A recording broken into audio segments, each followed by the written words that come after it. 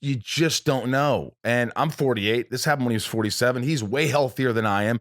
It can happen to anybody. You know, and you're right. We can't always live our life in the place of this could happen at any point. But I do think if we can, for example, if we knew that this was happening, even in that time when that was going on, it changes how you interact with people.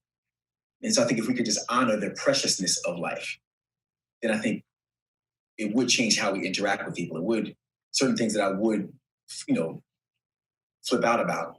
I probably wouldn't if I knew that this moment was going to be my last moment, or this moment was going to be in your last moment, or next week was going to be your last moment. So I think if we can move forward in our life in that, under that umbrella, then I think, or through that lens anyway, it would really help the way that we interact with people. Because a lot of times it's like, you know what, it's not really that serious. Like this thing right here, that this little thing that's happening, it's not that serious. I can let that slide. And you know what? I would rather tell you that I love you before I leave instead of saying fuck you. It comes back to kindness, right? It's so easy to just be kind and be aware of that. And it's okay for me to still be upset about something, but it's like I don't need to take it there all the time. I can just, one of my favorite words is grace. It's like, I can just let a little bit of grace flow from outside of me, and hopefully some will come back my way too, in the midst of, if I just, in the midst of things, because I have learned, I lost my best friend when I was 15 years old. So I have learned that when even a person that you can't stand, a person that you really know that you really can't stand, even when they go away, you realize that a lot of those things weren't as serious. Not saying all of them weren't.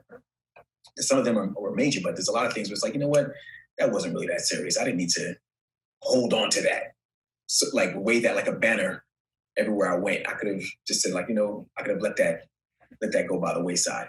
So yeah, that's one thing that, thankfully Tim has persevered through, but even in that moment, it kind of just reminded me of how fragile life is. So let's try our best to enjoy it. It's just truly appreciating what you have informs every element of your behavior. And that's another thing that we've been conditioned by in this industry, is like, it's never enough, right? It's like, it doesn't matter how good we have it or what's in front of us.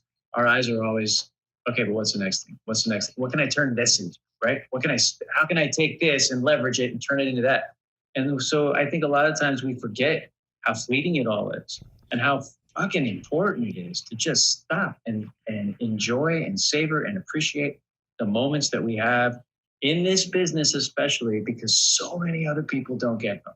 Mm-hmm. Yeah. And that informs how you act. That informs how you treat people. And I think other people, so I don't think people are automatically resentful of someone just because they're successful.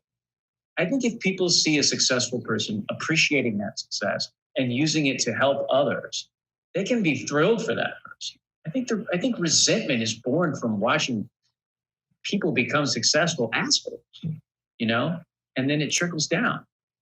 So appreciation, I think, is another word that along with grace, that I